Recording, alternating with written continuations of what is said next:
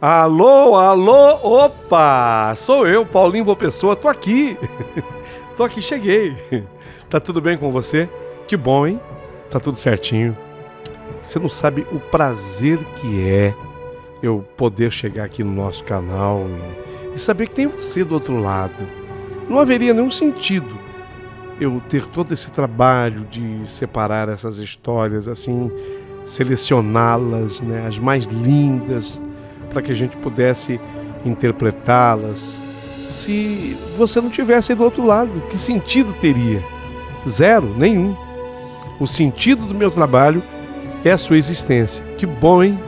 Muito obrigado, viu? Eu sei que tem um monte de coisa acontecendo, coisas interessantes no próprio YouTube, em toda a internet, na televisão, no rádio.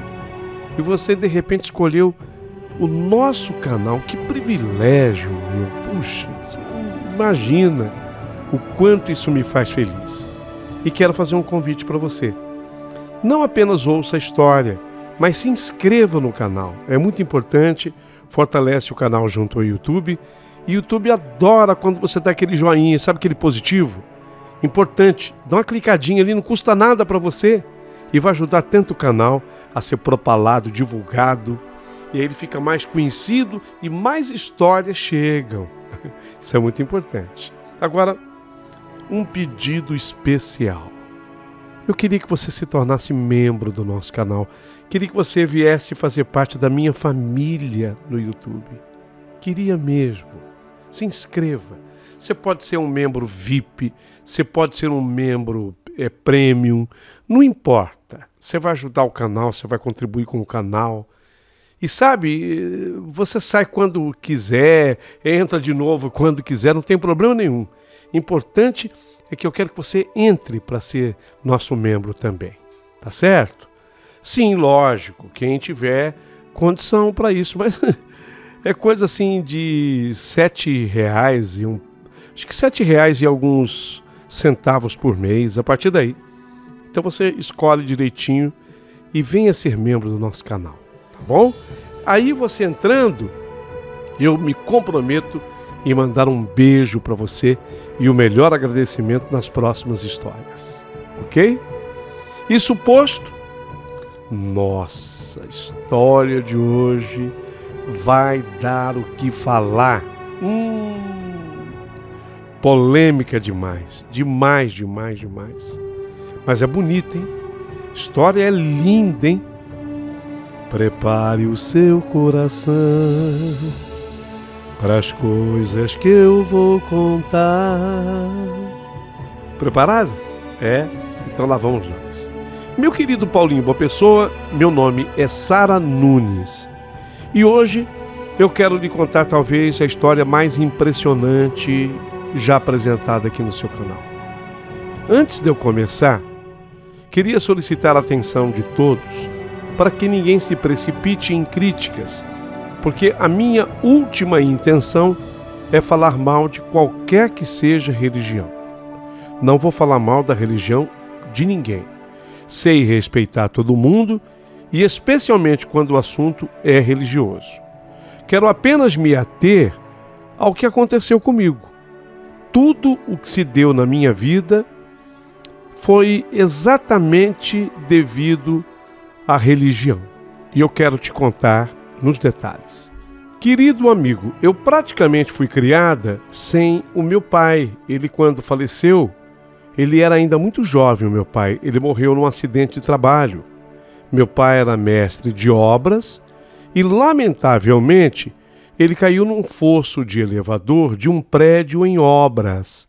Quando a tragédia se deu, existia apenas um fosso desse elevador. O elevador não havia sido colocado ainda no lugar.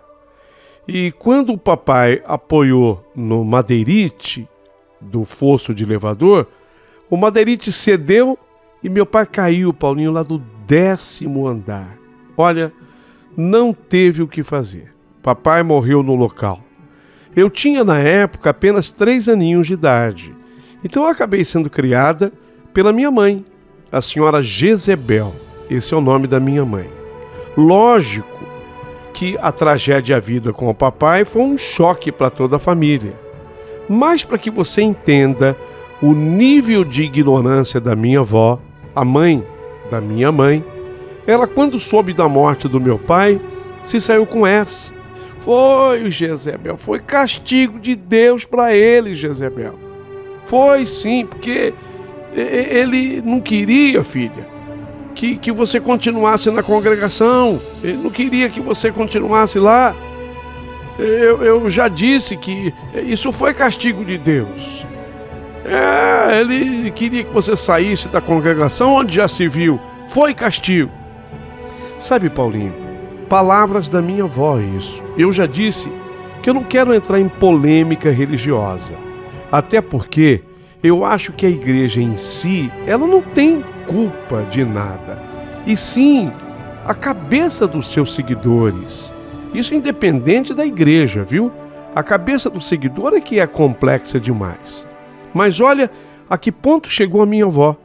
Dizer que a trágica morte do meu pai tinha sido um castigo, porque o papai ele não queria que a minha mãe seguisse na igreja congregação. Ele não queria. Isso era dele. Fazer o quê? A minha avó entendia isso como um castigo.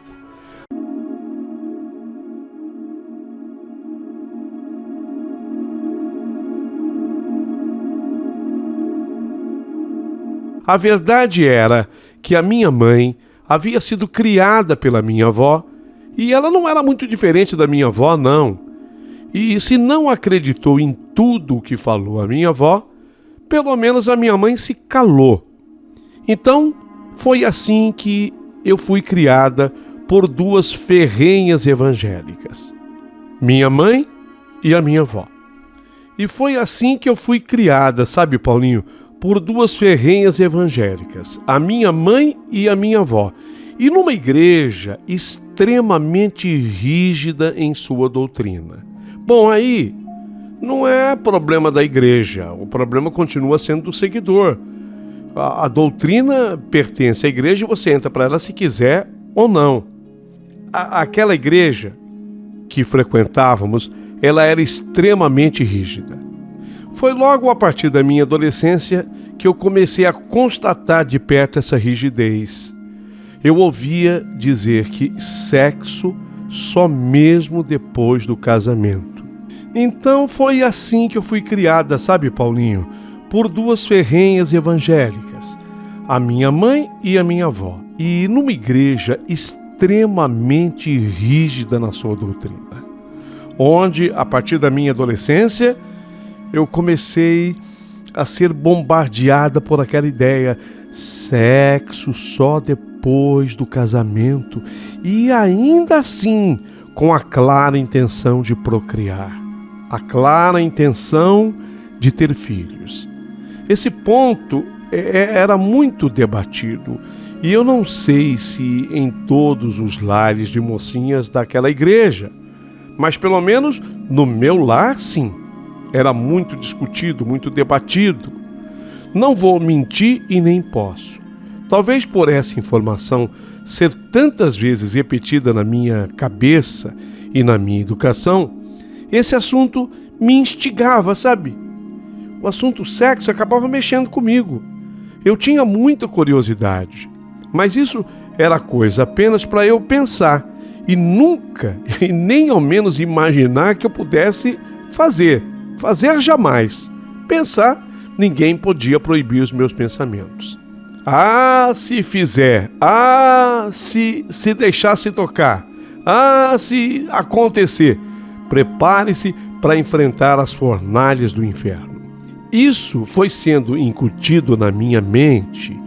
E para tudo se complicar ainda mais, eu era bonita, um corpo muito bem desenhado, uma cinturinha de pilão, quadris avantajados, coisas que eu tinha que esconder atrás daquele vestido arcaico, mal cortado.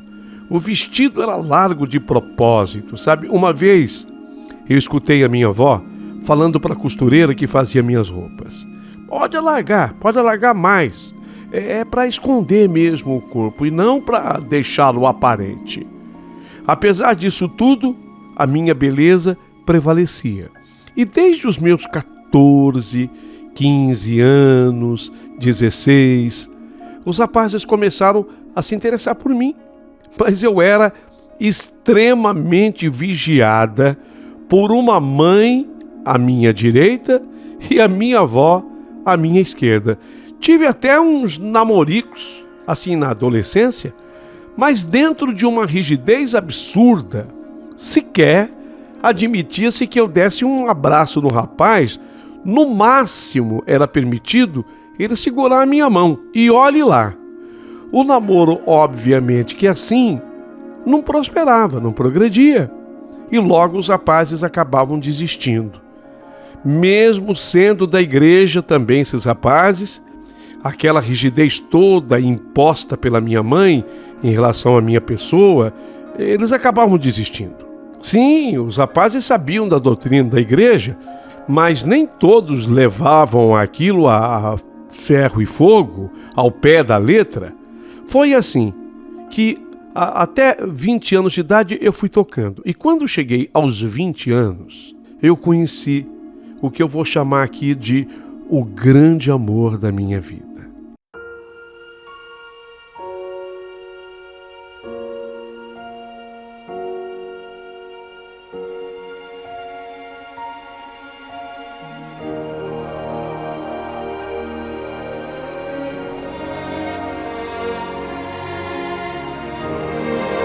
João Batista.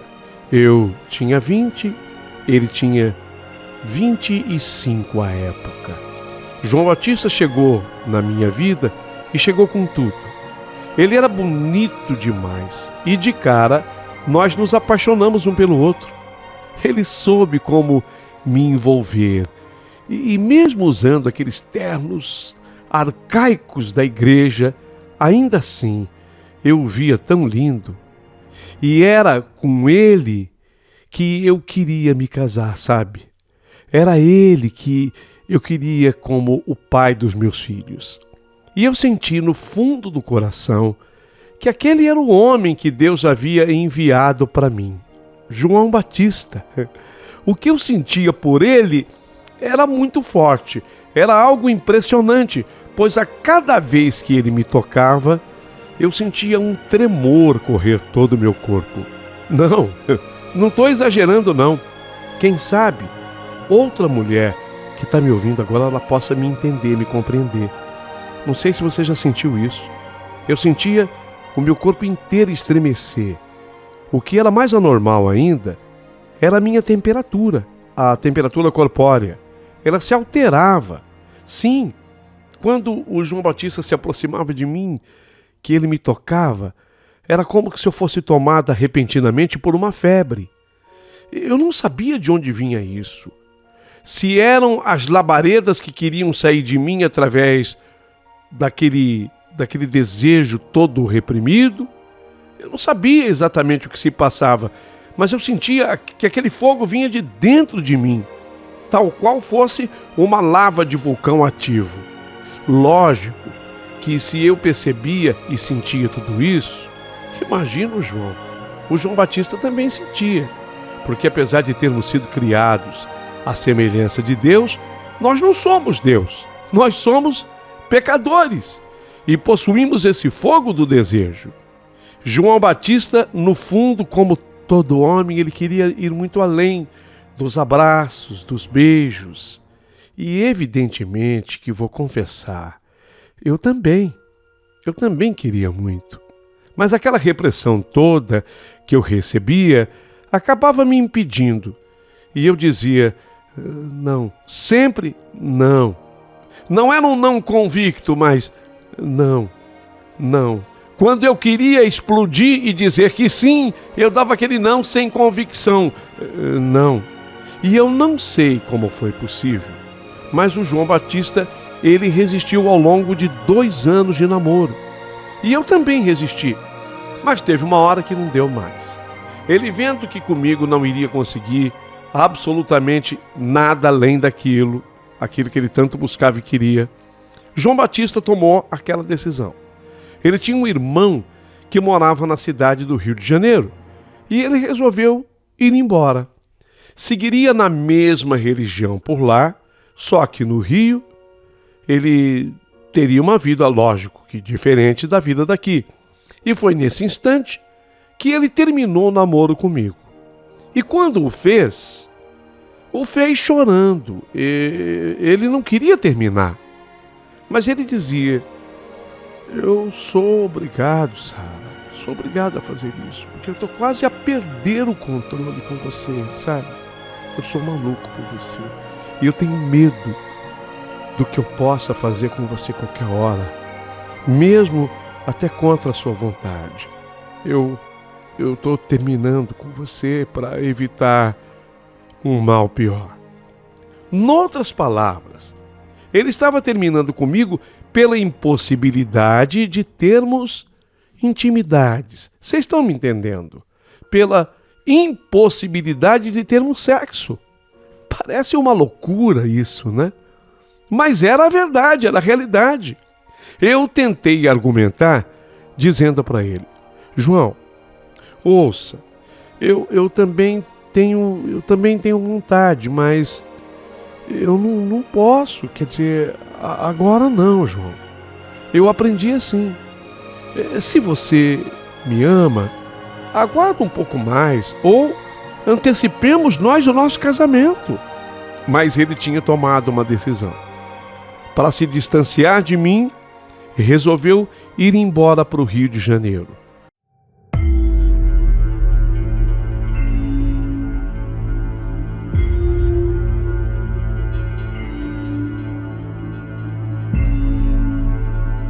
Não se sentia preparado ainda para o casamento e queria muito ter aquele momento íntimo comigo.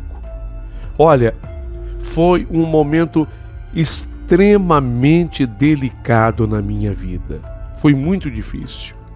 Eu passei a ter, a partir daí, uma profunda tristeza. E embora minha mãe jamais admitisse, eu entrei numa profunda depressão. Para minha mãe, essa coisa de depressão não existe. Ela já caracterizava essa coisa de tristeza e depressão ao inimigo, ao diabo. Mas eu estava numa profunda depressão. Eu emagreci, eu perdi o ânimo de tudo para fazer qualquer coisa. Nada mais fazia sentido para mim. Eu não conseguia mais me alegrar. 6 meses depois que o João tinha ido embora para o Rio de Janeiro, eu não suportando mais, eu liguei para ele no Rio e falei que eu estava indo para lá e que agora eu tinha resolvido. Eu queria tudo com ele, tudo, absolutamente tudo. Ele ficou muito feliz. Ele disse que havia feito isso aguardando essa minha decisão, que ele ainda me esperava no Rio de Janeiro. Mas eu tinha aprendido a minha vida inteira a não mentir para minha mãe. E quando ela descobriu que eu tinha comprado uma passagem destino Rio de Janeiro, ela perguntou o que significava aquilo. E eu, obviamente, eu não consegui mentir. Falei a verdade. Até que ela teve uma reação que eu não esperava, sabe? Não foi uma reação tão ruim assim. Ela disse que eu poderia sim fazer a viagem, mas com uma condição: ela iria junto comigo. Como eu estava tomada de saudade pelo João Batista, apesar da proposta ser assim absurda para aquilo que eu estava pensando em fazer, eu aceitei a proposta da minha mãe. Eu acreditava que de alguma forma aquilo seria positivo para sinalizar para o João Batista o quanto eu gostava dele, o quanto eu o queria. Mas lógico, imagine a decepção que foi para ele quando eu cheguei com a minha mãe em casa de seu irmão em Itaboraí. Itaboraí é uma cidade do grande Rio de Janeiro, é lá da Baixada Fluminense. A minha mãe não desgrudou de nós dois. E o programa que nós fizemos em Itaboraí foi conhecer a congregação cristã de lá. A viagem que eu tinha feito para ajudar, na verdade, só piorou tudo. João Batista me tratou bem no período de uma semana que eu passei por lá, Mas, um mês depois do meu retorno de Itaboraí, ele pediu por uma irmã dele me telefonar. Não foi nem ele que ligou. Foi a Janice, essa irmã dele, quem me ligou. A Janice, ela tinha feito amizade comigo nesse período que nós ficamos lá em Itaboraí. E foi ela que me ligou para avisar que eu não procurasse mais o João Batista. Ele tinha começado a namorar uma moça no Rio. Eu quase enlouqueci quando ela me falou. E trancado entre quatro paredes, eu blasfemei contra a igreja, porque para mim a igreja era culpada por tudo que eu estava vivendo. Logo, fiquei sabendo pela Janice, a irmã dele, que o João Batista, ele se casara com a moça. O quê? Mas assim? Janice, tão rapidamente assim? Sim, e ele foi obrigado a fazer rapidamente o casamento porque a moça tinha engravidado dele. Você acredita? Hein, Sara? Sim, eu era obrigado a acreditar porque essa era a realidade. Fiquei com inveja dessa moça que eu nem conhecia, mas como, meu Deus, eu desejei estar no lugar dela. Era muito triste para mim saber que o homem que eu tanto amava, ele tinha se casado com outra, e a razão pela qual se casara com outra tinha sido a falta de sexo comigo. Não é um absurdo? Eu nunca pensei abordar esse tipo de assunto com a minha mãe. Mas um dia, para que eu não enlouquecesse, eu explodi. Explodi, não aguentei. E joguei tudo na cara da minha mãe. Se eu tô infeliz assim, dona Jezebel, se eu tô infeliz assim, sem o amor da minha vida, a culpa é da senhora, mãe. A senhora que me obrigou a seguir as doutrinas malucas dessa igreja de doido, mãe. Quando eu fiz isso, que joguei tudo na cara da mamãe, eu já estava com os meus 24 anos e nesse dia a minha mãe também perdeu a cabeça e me deu um tapa na cara. E me obrigou a pedir perdão para Deus. E ela acrescentou que só eu amava o João Batista e que ele, se me amasse de verdade, ele teria tido paciência para me esperar, e arrematou. Ele só se casou com a outra porque ela engravidou. Era isso que você queria para você, Sara? Vai, me responda. Era isso que você queria para você? No dia, eu chorei muito, sabe? Por ter apanhado da minha mãe, tendo já 24 anos. Mas depois, como sempre, aí eu fui silenciando e aos pouquinhos entendendo que a minha mãe estava certa. Era assim a minha cabeça. Era exatamente assim que eu vivia. A minha mãe dizia: Deus, filho, ainda vai te apresentar um varão à sua altura. Mas lá, sabe, no ambiente da igreja. Calma, não fica assim nervosa, não fica assim tão triste. O varão, aquele que será apresentado por Deus, está por chegar. Calma. Demorou um ano.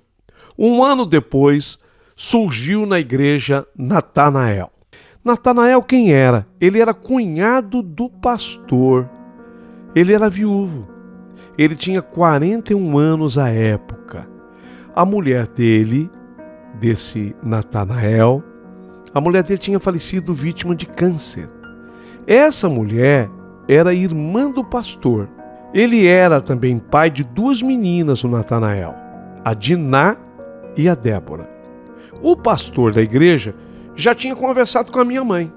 O cunhado não podia ficar sozinho, mas precisava de uma grande mulher que pudesse continuar criando suas sobrinhas.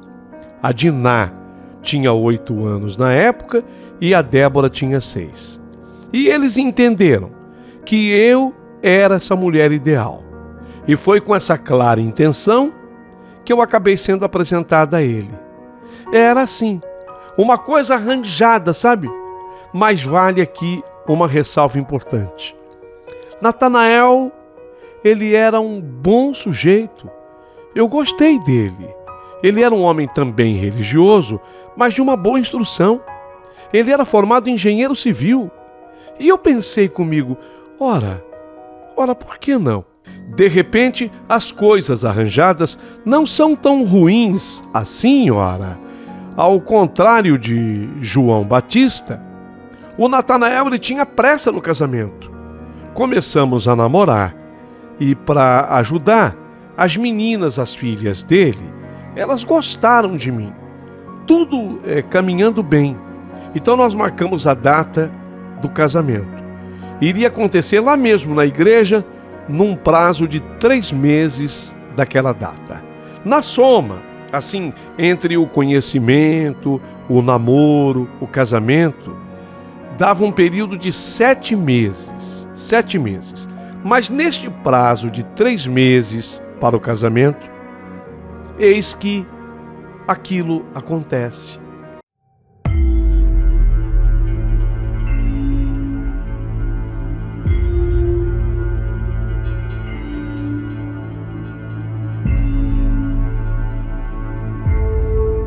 E aquilo iria mudar a minha vida por completo. Faltavam 3 meses para o casamento entre mim e o Natanael. E eu recebo aquela notícia bombástica da Janice, irmã do João Batista. Ele sofrera um assalto num ponto de ônibus em Itaboraí. Tentou correr quando foi assaltado, porque no dia ele havia recebido o pagamento estava todo com ele, dinheiro no bolso. Mas ao tentar fugir, o João Batista fora alvejado por uma bala certeira nas costas. Essa bala atravessou o pulmão direito dele e acertou o coração do João Batista. Sequer houve socorro. Ele teve morte instantânea. Nossa, quando eu soube, meu Deus do céu, que notícia terrível. Eu fiquei extremamente abalada com a notícia. Eu descobri, agora sim descobri, que ele era de verdade o meu grande amor. Eu comecei a chorar feito uma desesperada. O João Batista era o homem que eu amava de verdade.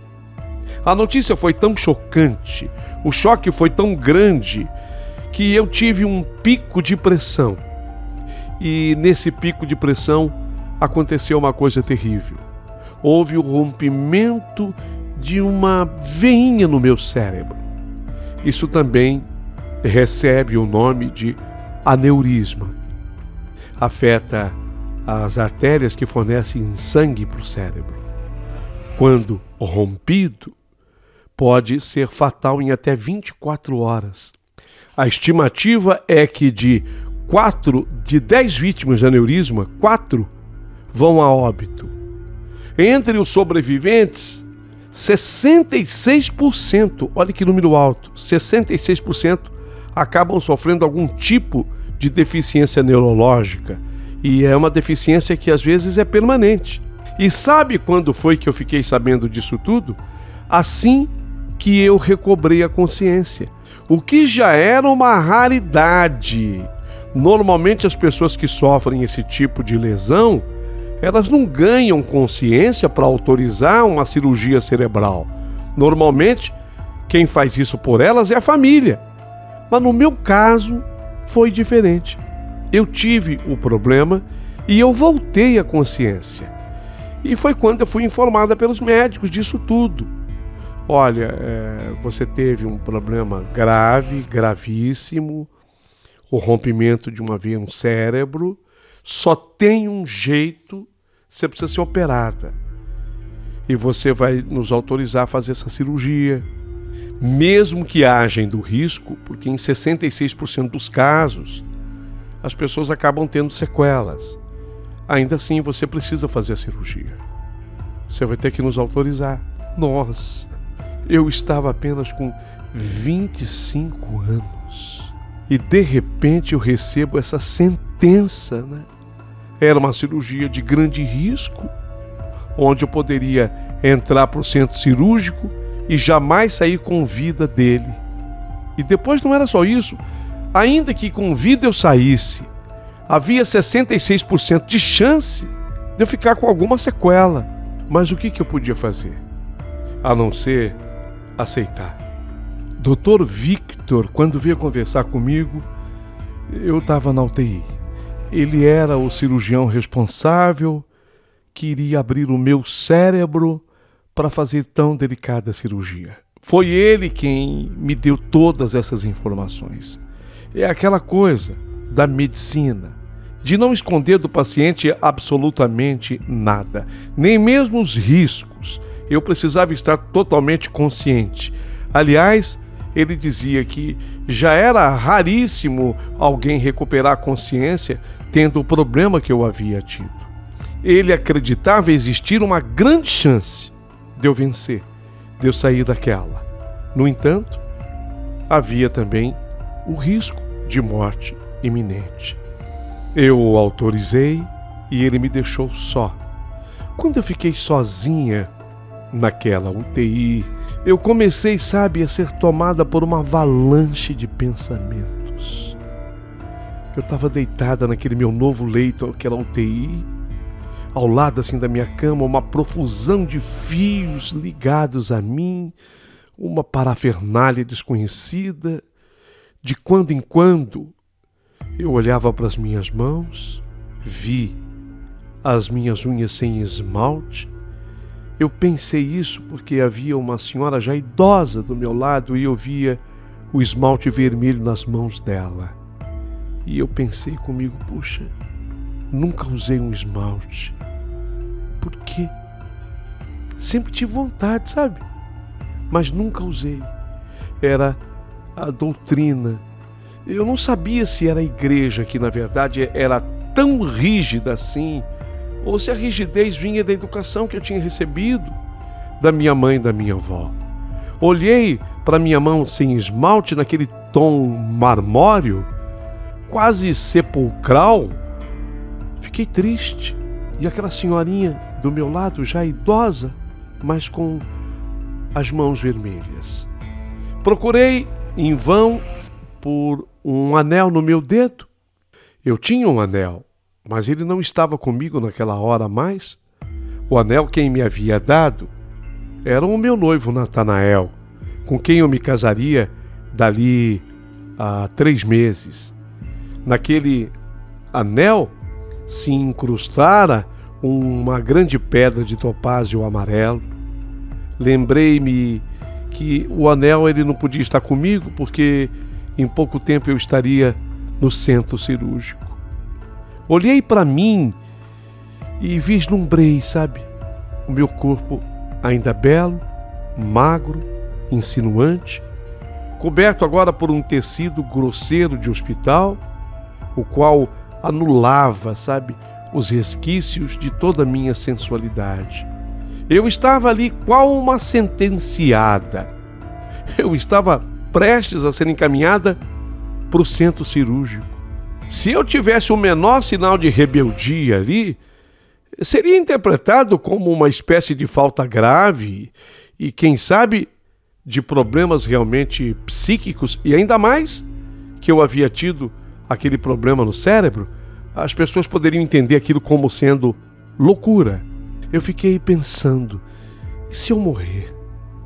E se eu for conduzida para este centro cirúrgico e eu morrer durante a cirurgia? Será que valeu a pena a minha existência? 25 anos é a minha idade, sendo que nesse período eu tive tanta oportunidade de fazer amor com o homem que eu amei, o João Batista, e não fiz. Nós nos separamos exatamente por isso. Nessa hora eu comecei a chorar. De início, as lágrimas apenas lavavam os meus olhos, mas com o decorrer do tempo o pranto se tornou convulsivo. Eu não poderia morrer desconhecendo o real significado da vida. Onde estava o resplandecente amor imortalizado nos versos dos visionários poetas e dedilhado por virtuosas mãos que acariciam dolentemente as teclas de um piano apaixonado ou das cordas de um violão.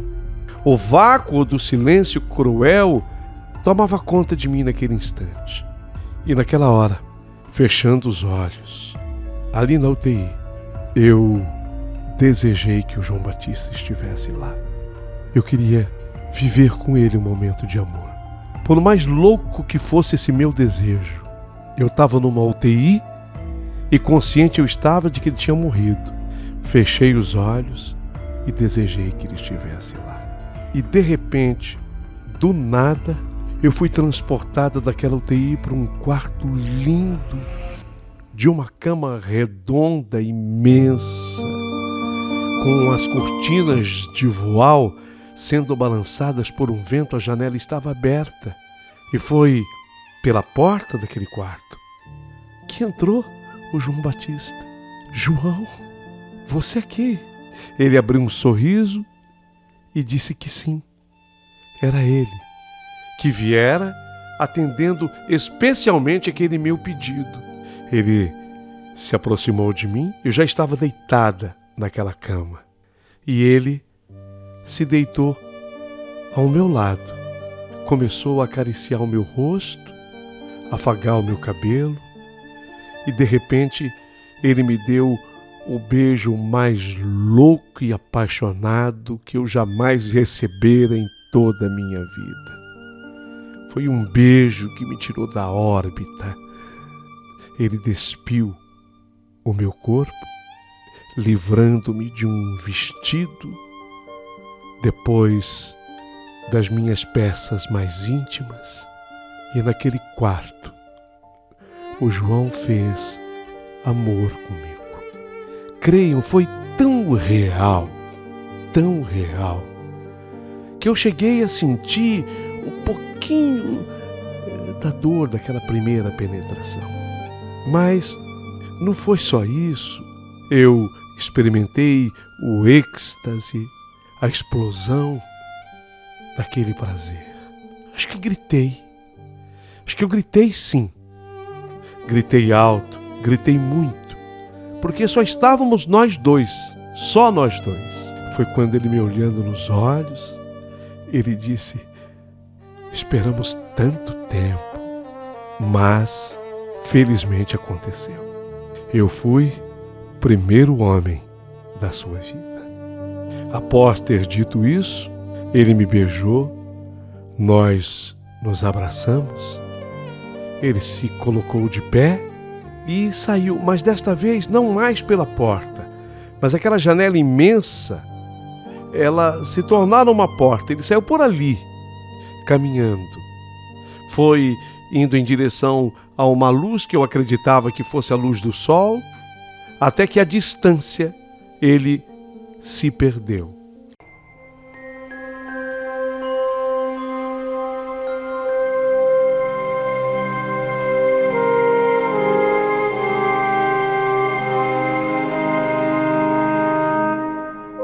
Eu, sinceramente, não consigo dimensionar quanto tempo durou aquilo tudo.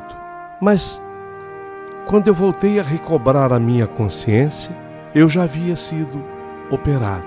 Contrariando estatísticas, a minha cirurgia cerebral foi um sucesso. E graças a Deus eu não fiquei com nenhum tipo de sequela. Permaneci, pela gravidade da cirurgia, internada ainda por 10 dias naquele hospital. E nesse período, Francisca, a enfermeira da UTI, acabou fazendo uma grande amizade comigo. E foi ela quem me disse que minutos antes da minha cirurgia, sob o lençol que eu usava na UTI, ficou uma grande mancha de sangue, o que assustou ao grupo de enfermeiros da UTI e aos médicos. Feita uma análise daquele sangramento, eles observaram que aquele sangramento vinha das minhas partes íntimas. E depois de um exame mais apurado, se chegou à conclusão de que eu havia tido um rompimento de ímen. Ou seja, eu havia na UTI, perdido a minha virgindade. Enquanto a enfermeira Francisca me contava tudo aquilo, eu não suportei a emoção. Eu fui às lágrimas, porque eu me lembrava claramente de tudo que eu havia vivido com o João Batista. Mas ele já havia falecido. Como isso era possível? Entendi que são os profundos mistérios da vida. Por incrível que possa parecer, eu perdi a virgindade com um homem que já não estava mais neste plano. Não poderia esconder isso do meu futuro marido. Disse: sou inimiga da mentira. Não escondi nenhum detalhe do que acontecera comigo. E quando eu tinha expectativa de que ele fosse romper o noivado comigo, ao contrário, apenas pediu que eu mantivesse esse segredo, mas que ele se casaria comigo mesmo assim. Nós nos casamos, além das 2 filhas dele, tivemos o Felipe, nosso menino, e ao longo desses 25 anos somos muito felizes. Só não seguimos na mesma religião. Depois desse episódio, eu acabei seguindo uma outra doutrina. Mas isso eu nem quero divulgar, não vem ao caso, porque a minha história jamais foi uma história religiosa, e sim, e acima de tudo, uma história de mistérios e de amor. Vou ficar aguardando os comentários de vocês a partir de agora.